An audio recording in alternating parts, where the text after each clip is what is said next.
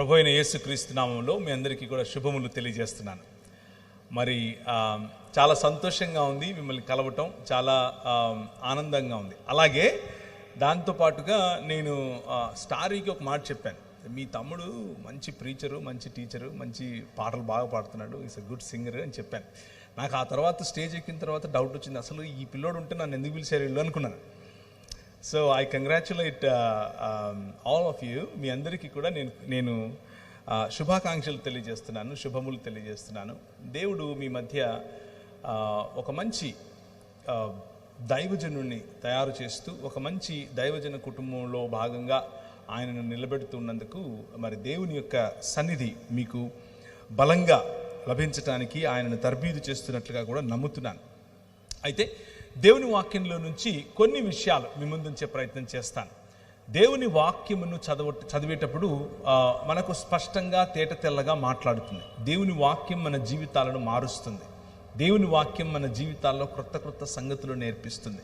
అలాగే దేవుని వాక్యం మన జీవితాల్లో అనేక విషయాల్లో మనల్ని ప్రోత్సహిస్తుంది కూడా.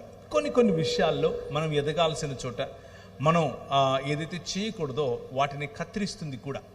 సో ఈ సాయంకాలం ఎవరికి ఏది ఎలా అందితే అలా మీరు తీసుకోండి. నేను మన గోదావరి జిల్లాలకు రాగానే నాకు భోజనం పెడతారు, భోజనాలు పెట్టడంలో గోదావరి జిల్లాల తర్వాతే ప్రపంచంలో ఎవరైనా. ముందు కొద్దిగా వేస్తారు. నేను అమ్మాయి అయిపోయిందిలే అని చేయి కడుక్కునే లోపు మళ్ళీ వేస్తారు, మళ్ళీ పెడతారు, మళ్ళీ పెడతారు.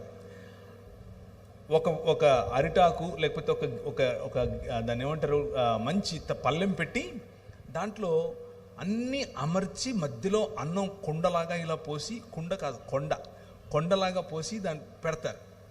నేను అది ఒక 10 రోజులు తింటాను, వాళ్ళు ఒకే రోజు తినాలి అని అంటారు. ఇది ఆంధ్ర పద్ధతి.